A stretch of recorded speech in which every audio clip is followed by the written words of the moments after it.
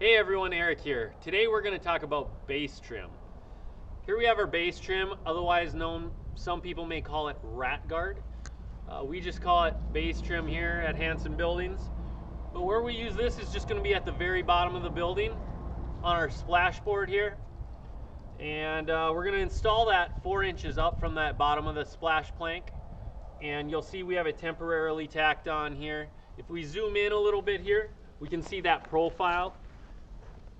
It's just an L trim with a 45-degree leg at the bottom, and it's hemmed underneath.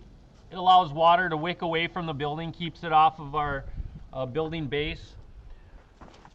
The other important feature here is we install that 4 inches up from the bottom of that splash plank. We do that so that we can pour any aprons or landings of concrete outside of our building, and it won't actually touch the bottom of this base trim. If you do, it will cause it to actually rust. So that's very important that you start that up at exactly 4 inches.